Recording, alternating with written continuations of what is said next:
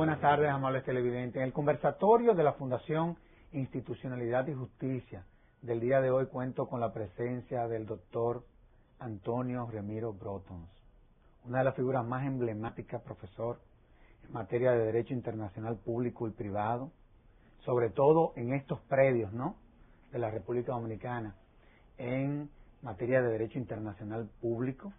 Usted es fuente de referencia, autor de más de una decena de libros, de cientos de artículos, ha sido usted asesor de cientos de tesis, varios doctorados, en fin, es usted un verdadero académico.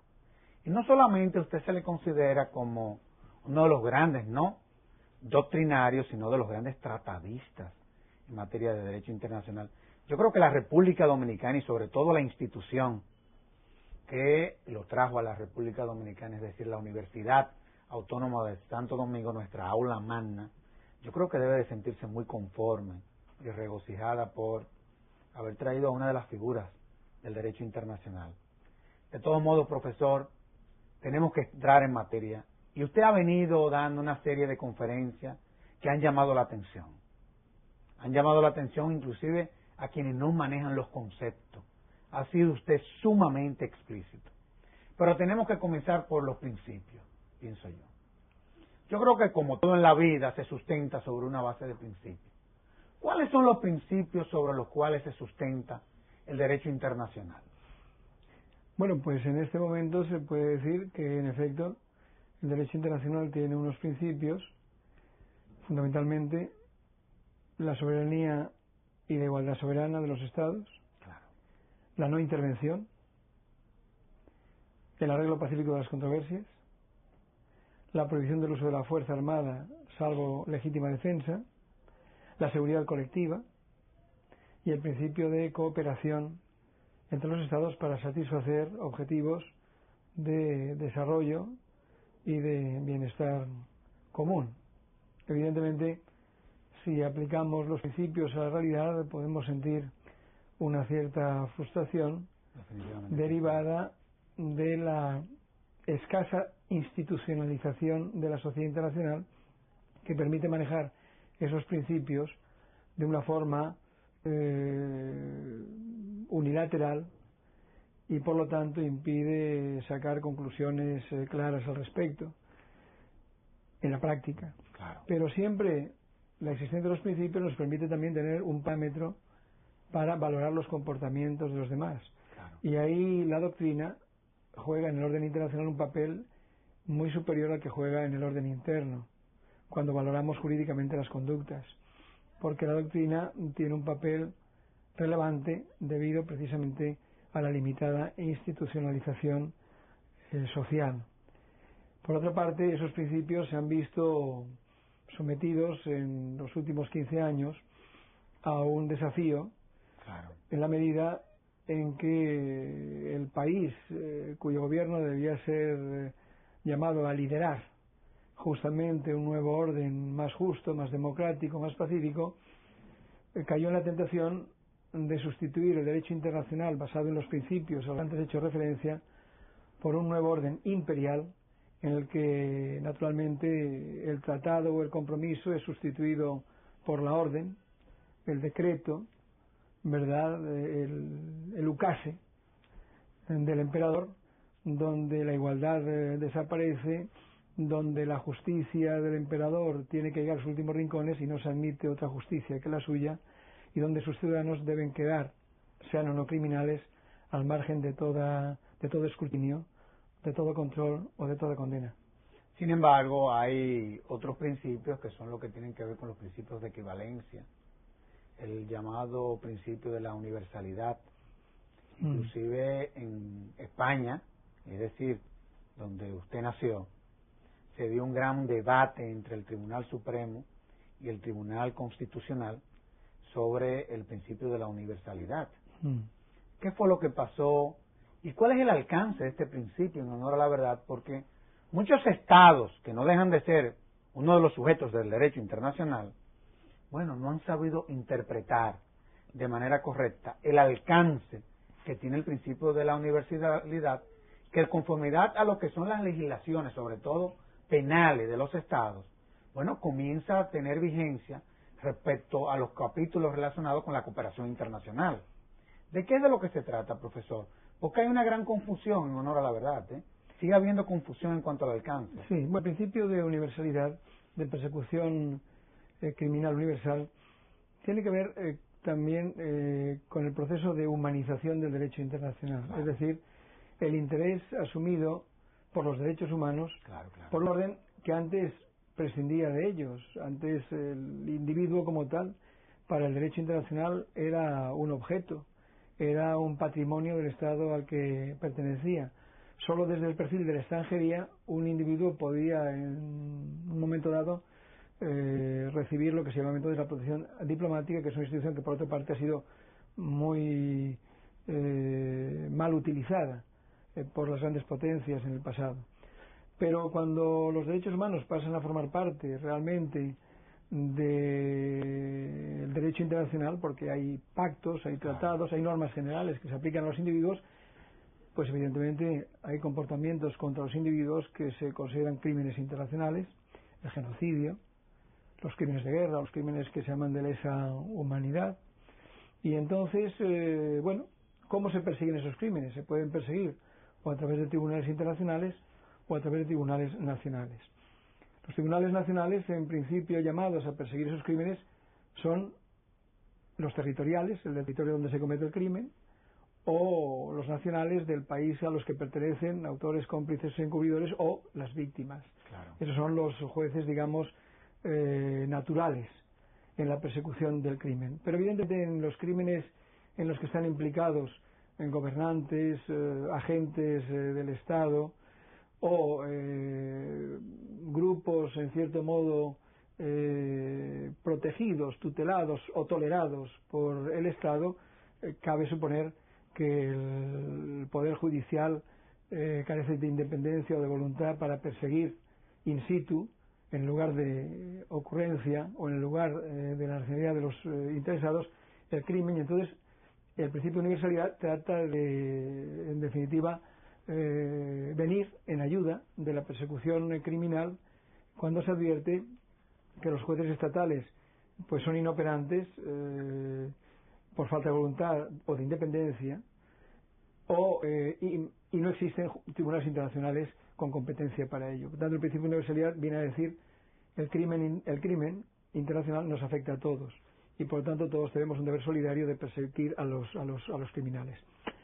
Lo que ocurre es que en América Latina, en particular, incluso desde posiciones progresistas, se ha contemplado con mucho recelo este principio de universalidad. Se ha creído que era un nuevo instrumento de injerencia o de intervención en asuntos internos y que solo los grandes acaban persiguiendo judicialmente a los chicos y que nunca se ha visto perseguir a un gran criminal del primer mundo, ni en el primer mundo ni en ningún otro mundo, quizá en el espacio ultraterrestre o en el mundo celestial, pero no en el mundo, digamos, conocido por nuestros ojos. Y claro, eso ha provocado serias resistencias, incluso, como digo, desde ópticas progresistas, para aceptar el principio de universalidad. Sin embargo, profesor, haciendo una reflexión de lo que es el contenido de lo que usted expresa, uno a veces se termina desalentando. Me explico. Usted hablaba de la independencia a lo interno de los poderes judiciales locales. Bueno, muchas veces esa falta de independencia es lo que lleva a que se tenga que apoderar la jurisdicción internacional. Pero de lo que usted plantea también uno concluye de que tampoco no son independientes los tribunales internacionales. Entonces, ¿de qué es de lo que se trata? O sea, es una especie como de círculo vicioso, si se quiere. ¿O es que la jurisdicción internacional es el reflejo de la jurisdicción local?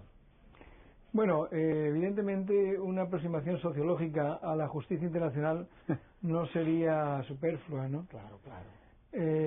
Porque a veces, en efecto, es cierto que diera la impresión de que no se quiere levantar ese velo y por lo tanto se presume que los jueces internacionales, por el mero hecho de serlo, son todos virtuosos y justos, ¿no?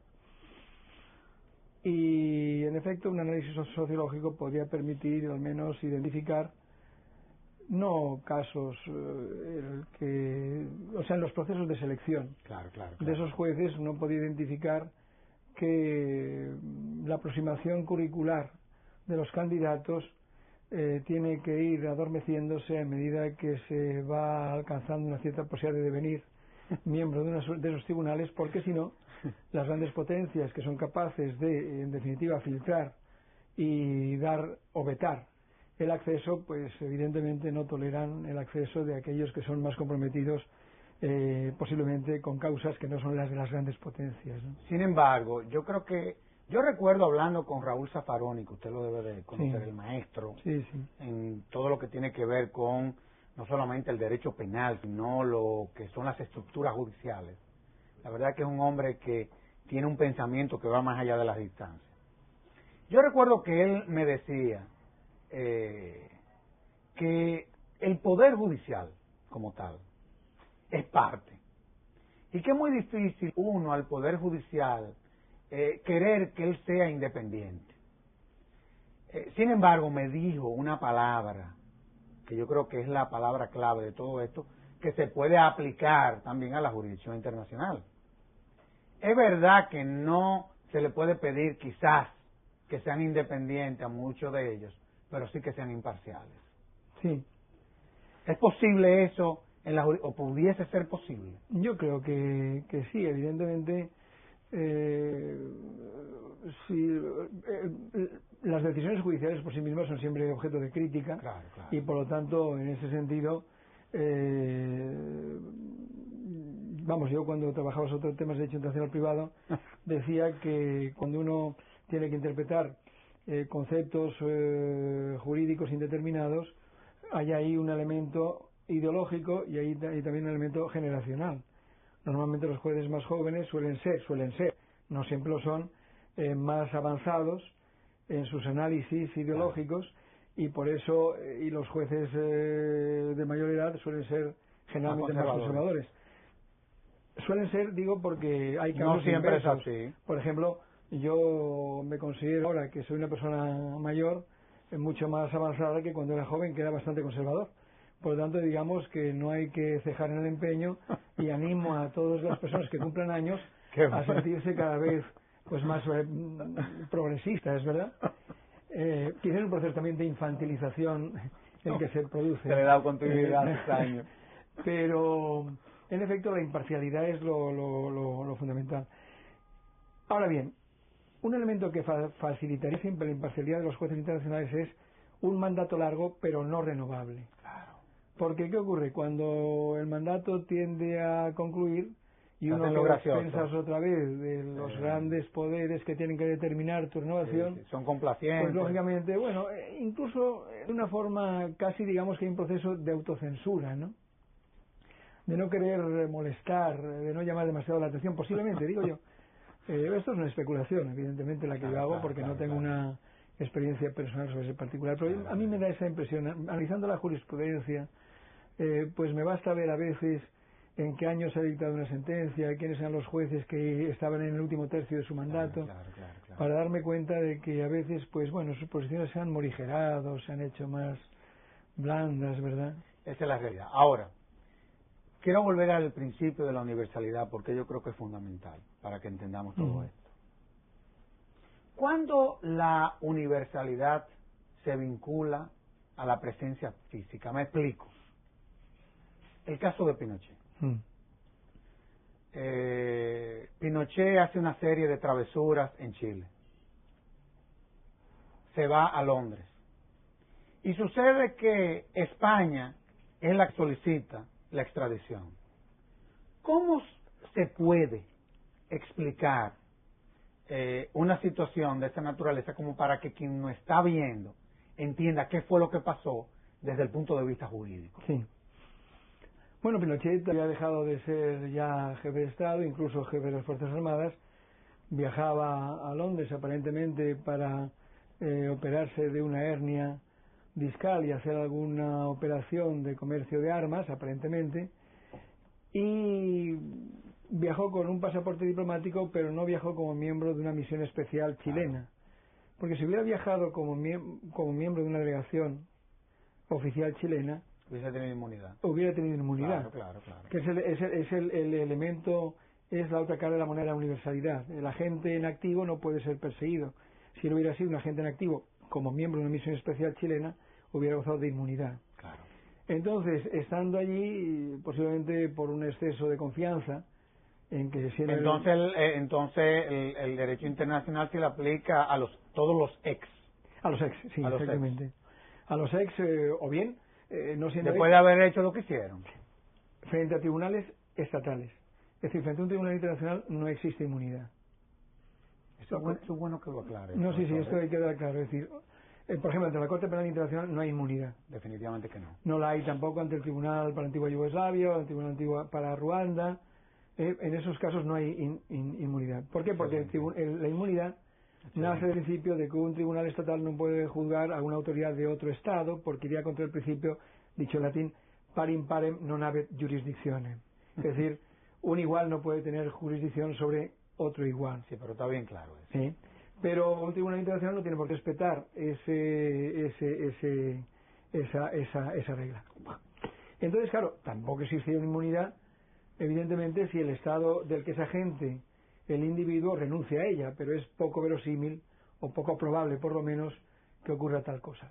No, él en todo caso era un ex agente y viaja sin ninguna cobertura operativa a Gran Bretaña, posiblemente pensando, bueno, pues que primero porque no quería pedirle a la Cancillería chilena, en aquel momento dirigida por un socialista, o porque pensaba que, bueno, iba a visitar a su amiga la señora Thatcher, o por los servicios prestados en la Guerra de las Malvinas a Gran Bretaña, en fin, o porque sencillamente era un comisionista de armas británicas en Chile, en fin, y hacían muy buenos negocios y por tanto tenía muchos poderes fácticos, digamos, que iban a protegerle frente además la demanda eventual de un juez español que ha sido, evidentemente, España, pues, que no, sigue siendo objeto de un prejuicio negativo en Gran Bretaña como una gran potencia que históricamente se enfrentó. Bueno, por cualquier motivo él pensó que estaba suficientemente protegido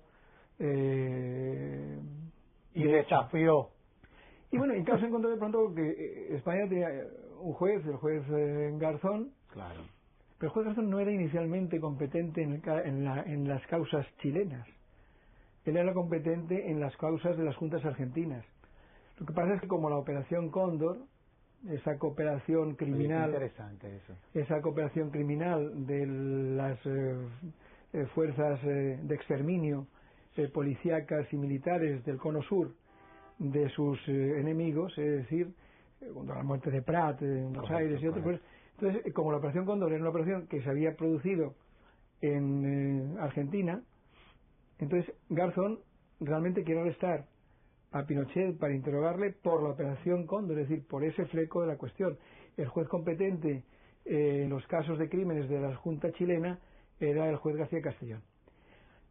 Claro, cuando Garzón pide en definitiva arresto y para solicitar posterior extradición de Pinochet, es posible que el juez García Castellón se encuentre en una situación un poco incómoda, ¿no?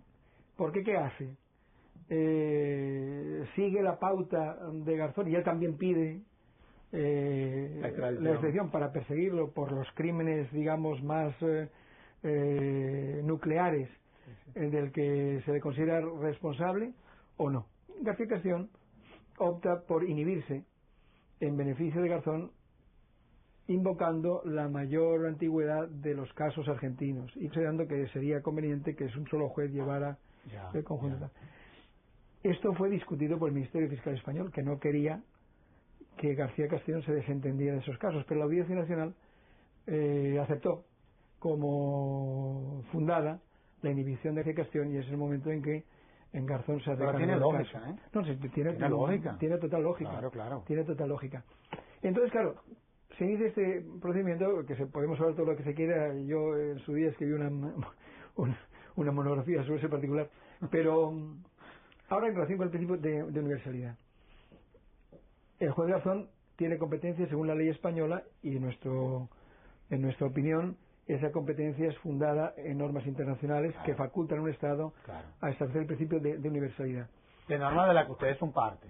¿Eh? De normas de la que ustedes son parte. Sí, no, está en nuestra ley orgánica del Poder Judicial y esa ley consideramos que es una ley conforme a normas internacionales que facultan a un Estado a incorporar el principio de universalidad a su derecho. Pero en el derecho español la presencia del inculpado es necesaria, digamos, para pasar la fase del procedimiento oral. Es decir, que la presencia del inculpado no es necesaria para instruir el caso, ni, por supuesto, es una regla que afecta a la competencia como tal. Afecta, digamos, al procedimiento. De manera que si Pinochet, una vez que se acaba la instrucción y en definitiva, se quiere abrir ya el procedimiento oral, no está presente, pues tendrían que suspender las actuaciones y archivarlas hasta que se pudiera conseguir su presencia. Se iba a conseguir a través de ¿qué? De la extradición. O sea que uno puede, como hace por ejemplo la ley de la República Dominicana, el artículo 56.2 del Código Procesal Penal, correcto, también introduce el principio de universalidad, pero lo vincula directamente ya a la presencia. La residencia incluso temporal debe entenderse como mera presencia del individuo. Aquí lo vincula a la presencia del individuo ya en Dominicana. Eso quiere decir que en principio entiendo yo que en Dominicana un juez no podría iniciar una instrucción criminal predenuncia de una parte interesada simplemente porque se acusa a un señor de crímenes cometidos en el extranjero sobre ciudadanos que no sean dominicanos.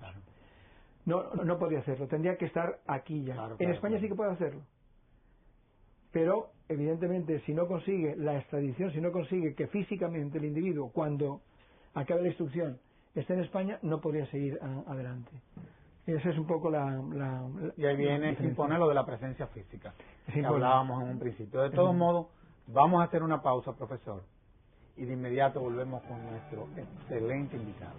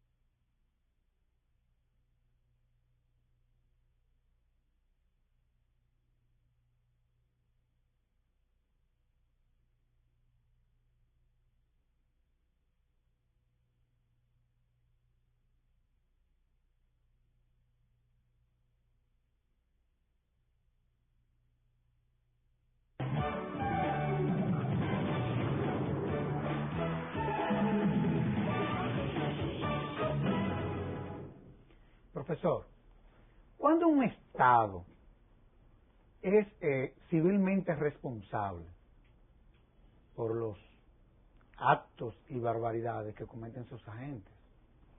Porque muchas veces también se presenta ese bendito debate en donde el Estado quiere que lo excluyan siempre. Entonces, ¿cuándo es civilmente responsable? Bueno, porque en materia civil está la responsabilidad comitente preposee. Entonces yo creo que los Estados no andan de su cuenta, ¿verdad? Entonces, ¿cuándo el Estado entonces es responsable de lo que hizo el agente? Bueno, el Estado es responsable si el agente dice estar ejerciendo sus funciones. Ciertamente se puede decir que eso no excluye la responsabilidad individual del agente, pero que sí que incluiría la responsabilidad civil del Estado al que pertenece. Evidentemente, el ideal sería que esa responsabilidad se evacuara en el propio país en el que se producen los hechos y al que pertenece la gente.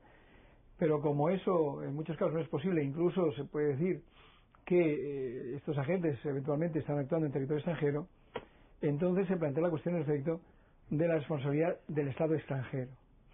Y ahí nos encontramos también normalmente con la muralla de la inmunidad del Estado extranjero.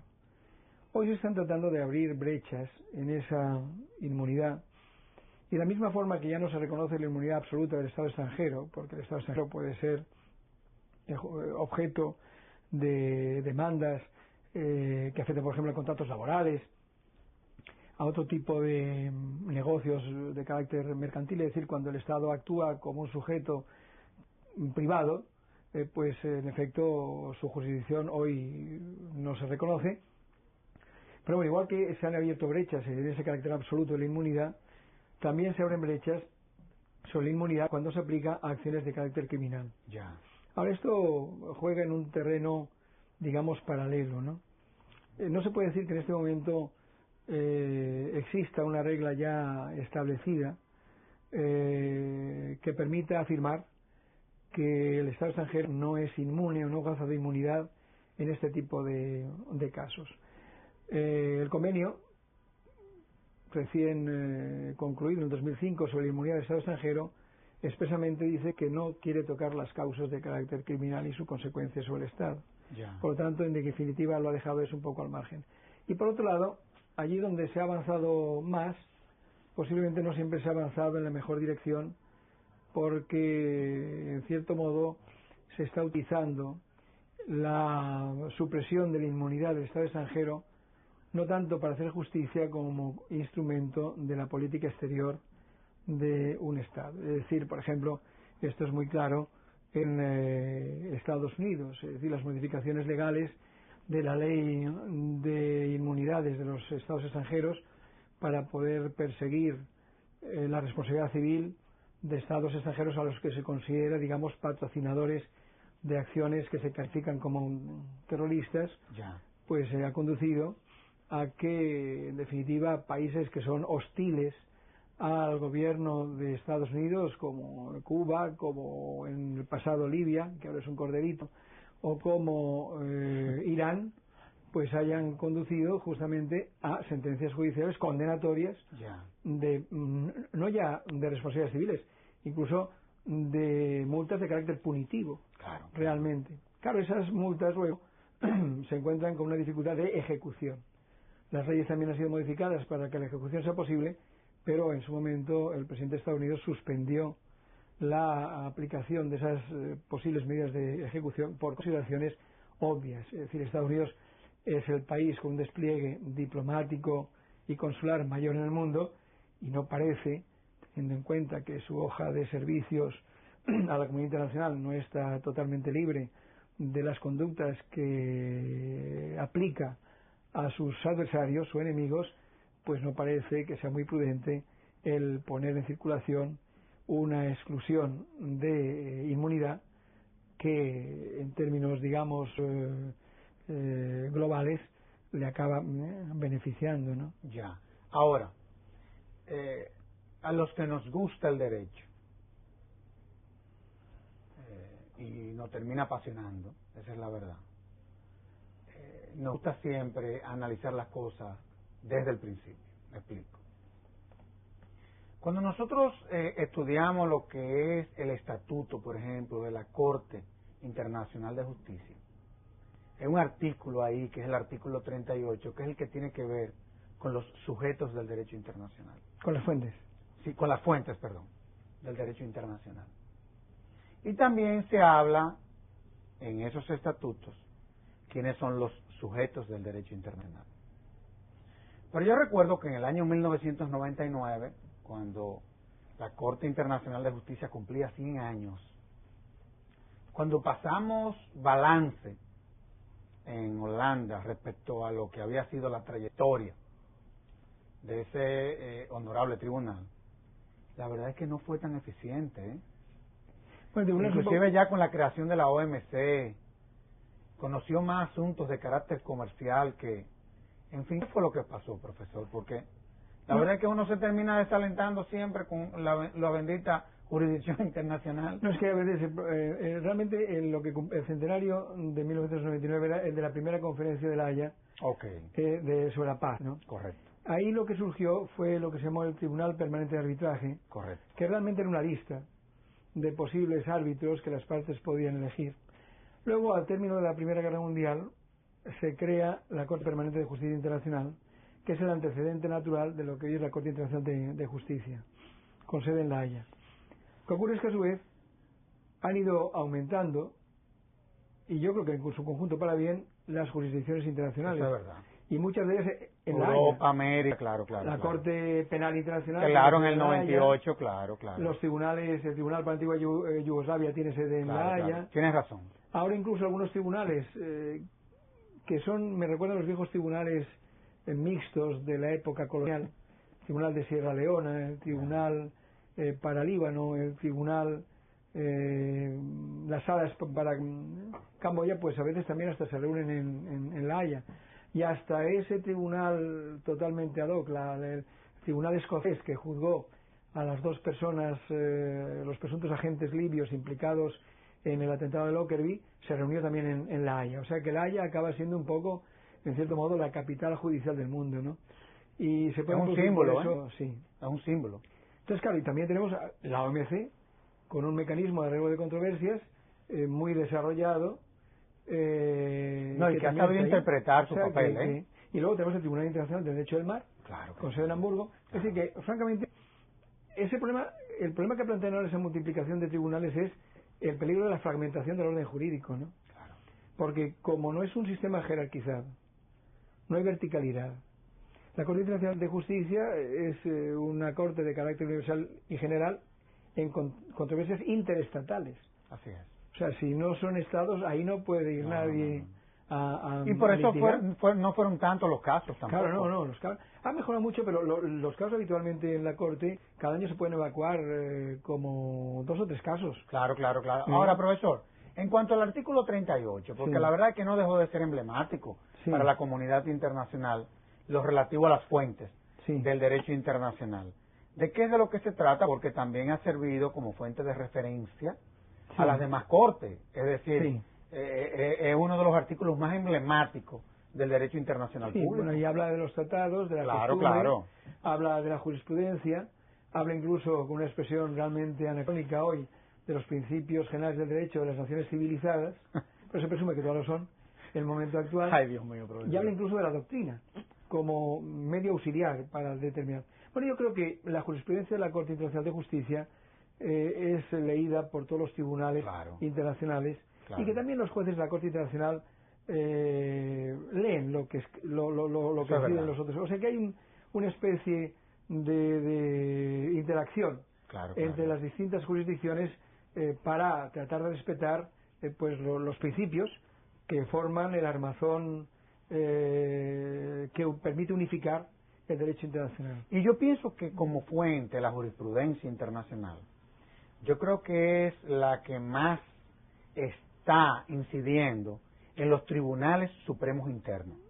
Por ejemplo, las decisiones de la Corte Interamericana, para poner un ejemplo, y de la propia Corte Europea, está sirviendo como fuente de derecho a lo que es la producción de jurisprudencia en los tribunales nacionales. Y yo creo que eso es un gran aporte, un gran aporte. Ahora, usted ha hablado, me ha mencionado la bendita Corte Penal Internacional, y bueno, lo hemos hecho de manera enunciativa, digámoslo así.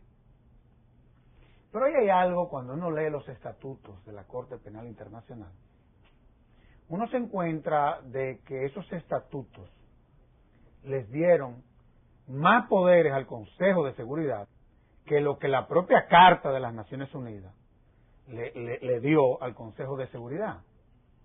¿Por qué se ha llegado a esos extremos?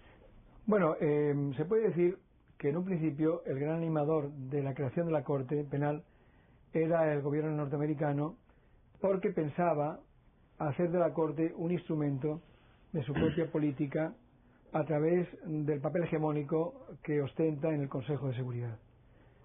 De manera que prácticamente toda la acción de la Corte, según las previsiones norteamericanas, tenía que ser una acción bajo la autorización y el control del Consejo de Seguridad. Evidentemente eso politizaba enormemente a la Corte y una mayoría de estados rechazaron un modelo así.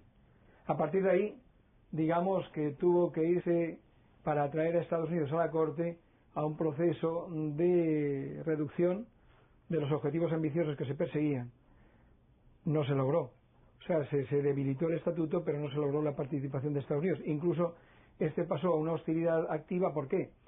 Porque según están redactados los estatutos, los ciudadanos americanos o agentes americanos podían ser objeto de persecución ante la Corte Penal Internacional por hechos ocurridos en estados partes en el estatuto y sin consentimiento del gobierno americano. Es decir, el gobierno americano en un momento dado dice, bueno, para que haya competencia tiene que darse una doble circunstancia: que sea parte el país en cuyo territorio se produce el crimen y que también lo sea el país al que pertenece el presunto criminal. Con lo cual, si Estados Unidos no era parte, los ciudadanos norteamericanos quedarían fuera de la competencia de la Corte. Pero lo que hizo el Estatuto fue no copulativo, no acumulativo, sino alternativo.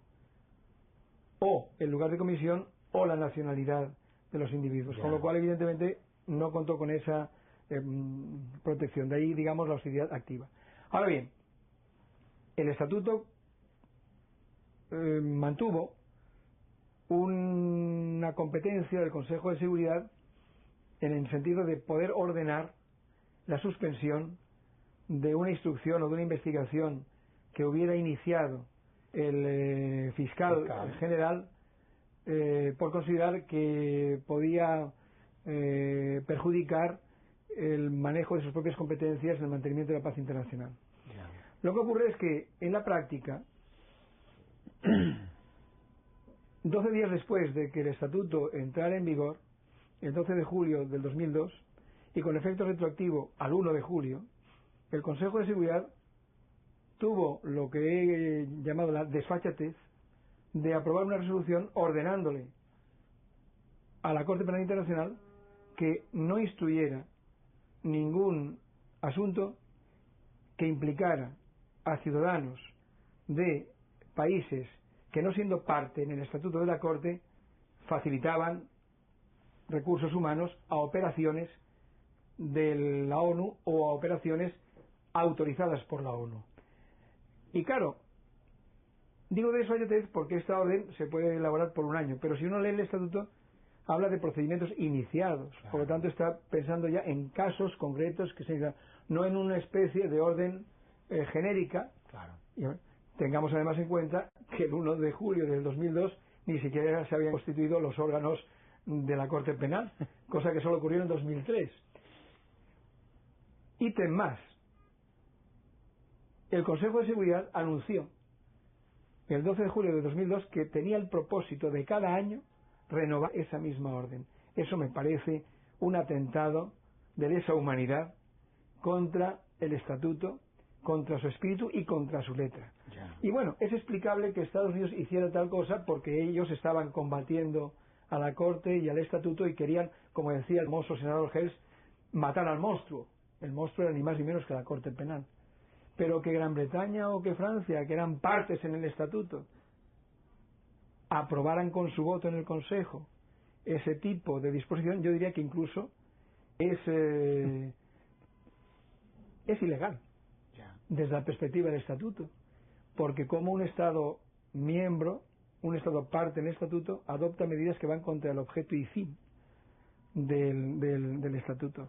Es decir, que fue muy lamentable ese tipo de actuación del Consejo de Ahora yo pienso, profesor, que el hecho nada de tener, independientemente de todos esos tropiezos, nada, que se han presentado durante el proceso, digamos, de formación hasta de la propia Corte, de conformidad con lo que establecen los estatutos, yo creo que el paso de haber ya tenido y nosotros contar con un estatuto, independientemente de sus debilidades, no deja de ser un paso de trascendencia para la humanidad. No, por supuesto, y además tenemos que sostener y darle a esa Corte un margen de confianza, pues si miráramos solo desde el punto de vista derrotista, pues diríamos, bueno, hasta ahora estamos en fase de instrucción de 4 casos, ninguno de los cuales llega es el principio todavía, pero los 4 son del África subsahariana, y uno puede tener la tentación de decir, bueno, esto es una corte que pagan los europeos para que digamos al sur del Sáhara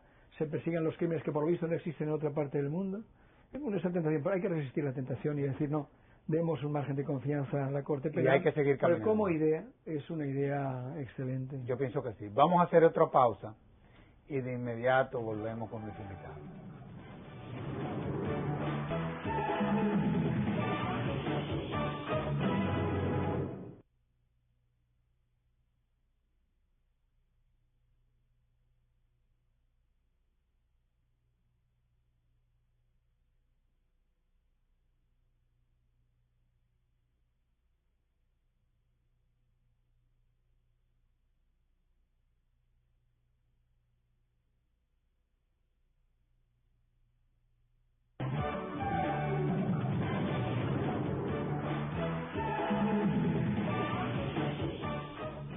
Profesor, yo quisiera que tratáramos el tiempo sigue pasando y sigue pasando muy rápido con usted.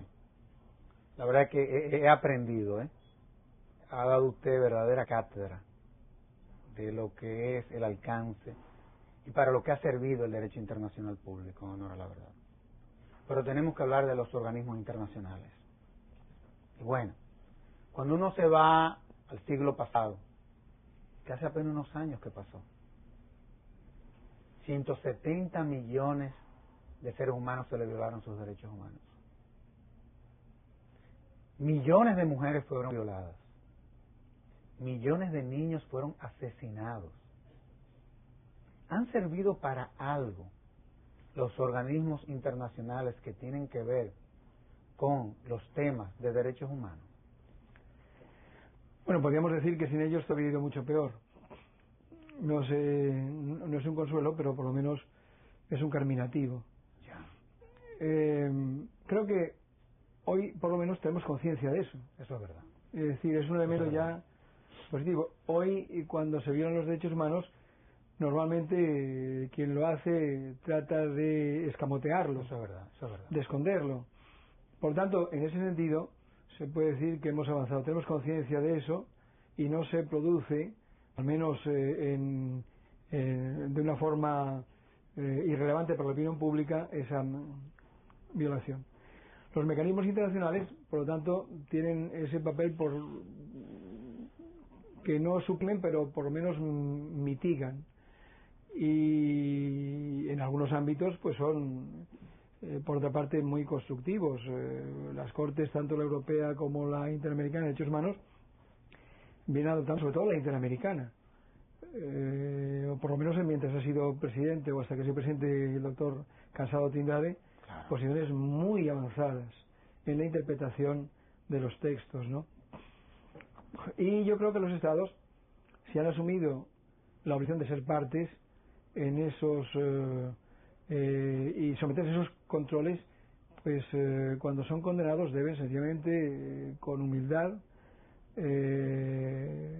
pues atenerse a las sentencias, aunque consideren que los han maltratado o que no responden a los hechos. Bueno, ha sido un procedimiento, se ha desarrollado ese procedimiento. España ha sido condenada muchas veces en un estado democrático y ha sido condenada a veces por defectos formales en el procedimiento de individuos que eran manifiestos criminales. Que recordar el caso Bultó de un señor al que unos tipos le colocaron una bomba de relojería en el pecho que estalló y lo desintegró. Bueno, pues España fue condenada en su momento por la Corte Europea porque los responsables criminales de este asunto habían sido trasladados de Barcelona a Madrid e interrogados sin darles un tiempo de descanso, y entonces se consideró que no habían tenido la oportunidad para defender sus derechos.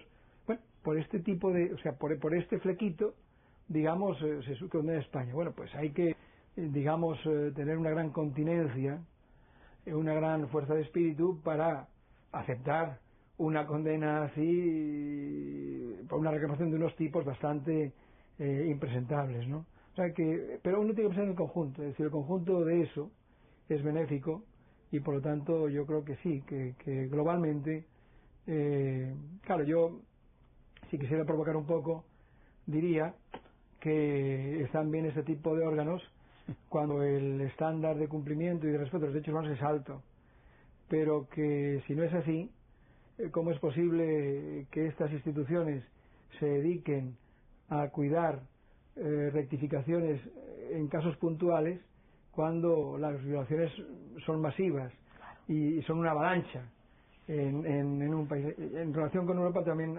decía, está muy bien que nos preocupemos de saber si los maestros ingleses torturan a sus alumnos porque les dan con la palmeta, pero mientras tanto, ¿qué pasa con esos millones de niños que mueren de hambre? ¿Qué pasa con las violaciones? ¿Qué pasa con esas cosas? Es decir, no nos escondamos detrás de nuestra propia complacencia, ¿no? Claro. Sin embargo, los casos que se han conocido han servido como para que lo que se venía dando no se repita, y de eso es de lo que se trata. Ahora bien, como todo en la vida, está la norma, están las instancias a través de las cuales tú puedes recurrir y en donde nada, se sabe si se están aplicando o no, pero también existen los procedimientos. Existe un procedimiento de derecho internacional y cada uno de los órganos internacionales tiene su procedimiento. Y bueno, yo creo que la jurisdicción internacional ha tenido, diría yo, ha sido sabia, porque existe la parte graciosa y la parte contenciosa. Vemos que en cada uno de estos órganos existen los procedimientos de solución amistosa, en fin, y luego viene la parte contenciosa. Esa parte de solución amistosa ha sido positivo para el derecho internacional porque muchas veces vemos que el desaliento de quienes están tratando de que se haga justicia, ya que no la lograron en la jurisdicción local, en la jurisdicción internacional, por esa fase tediosa muchas veces que se prolonga más allá del tiempo, muchos de los casos se caen, aún teniendo un alto contenido de injusticia. ¿Hasta dónde eso ha contribuido a dañar la imagen de ese procedimiento al derecho internacional? Bien, yo voy a ponerlo también en el caso inverso. Vamos a ver. En el caso de aquellos que abusan de ese procedimiento porque tienen recursos. Eso es verdad. Y por lo tanto pretenden plantear como una cuarta instancia. Es verdad. En los casos ante las Cortes Interamericana o Europea, en Europa es muy común. Comienzan a jugar al sobreseimiento. Y entonces realmente esa justicia internacional está al servicio de los seres más infames que han poblado la tierra del Estado. Pero cuentan con recursos y medios no solamente económicos, sino también mediáticos, para plantear que lo suyo es una injusticia y que ya vendrá ahora en la Corte Europea y tal para zanjar esa injusticia por el maltrato que han recibido la justicia nacional. Y claro, realmente la justicia internacional de derechos humanos no fue pensada justamente para proteger a esa clase de sujetos, pero puede ser utilizada así, ¿no? Ahora, en el otro supuesto, yo creo que las soluciones, que buscan transacciones y arreglos, en principio, por lo que se refiere al sistema europeo y americano de derechos humanos, más bien lo que pretenden es, con una mayor celeridad, pues dar satisfacción a quien la reclama, sobre todo en supuestos en los cuales a lo mejor demoraría mucho la obtención de una sentencia y luego la ejecución de esa sentencia, que por otra parte tienen valor declarativo. Claro. Pues, desde el punto de vista operativo son complicadas, Sí. Son complicadas porque muchas veces están expensas a la voluntad del Estado, de el que está ocupando la primera posición en el Estado, claro. la posición ejecutiva. Sí. Ahora, lo que sí queda claro después de uno de escucharlo a usted es lo importante lo que ha sido el derecho internacional para los estados. Yo creo que si hay algo que ha contribuido al fortalecimiento de la institucionalidad a lo interno de los estados, parecería increíble, pero es el propio derecho internacional, porque muchas veces esas decisiones son las que sirven como fuente de referencia por dónde debe de ir un estado, Y yo creo que la mayor riqueza del derecho internacional no se limita a lo internacional, sino que, tal y como planteábamos ahorita, a través de la jurisprudencia, está calando lo interno de cada uno de los estados. Si bien es cierto que se recurre a ella por la debilidad institucional a lo interno de nuestros estados, lo cierto es que esa debilidad puede ser transformada en fortaleza cuando se recurre a la jurisdicción internacional, dependiendo de cuál va a ser el resultado. Yo creo que el camino es una visión sabia. Tiene usted toda la razón. Hoy día, dados los contenidos del derecho internacional que están muy vinculados a derechos y obligaciones de los individuos, la primera instancia de aplicación de las normas internacionales son los órganos internos. Definitivamente que sí. Profesor, se acabó el programa. Y bueno, y para mí en lo personal, que soy un fanático suyo, yo he cumplido uno de mis sueños, con tener de frente a quien, sin él saberlo, se había constituido en uno de mis profesores. En nombre de la Fundación Institucionalidad de Justicia, quiero decirle que es un lujo el que usted nos haya permitido compartir este conversatorio con usted. Yo creo que usted ha hecho un gran aporte a este país y quiero darle las gracias en nombre de la Fundación y en nombre de la República Dominicana, en honor a la verdad. Así que le agradezco el que me haya dado este lujo. Las gracias son las mías a ustedes por precisamente la atención que me han prestado y que creo no merecer. Ya. Y a ustedes, amables televidentes, les decimos hasta el próximo domingo, en donde estaremos en un nuevo conversatorio de la Fundación Institucionalidad y Justicia. Hasta entonces.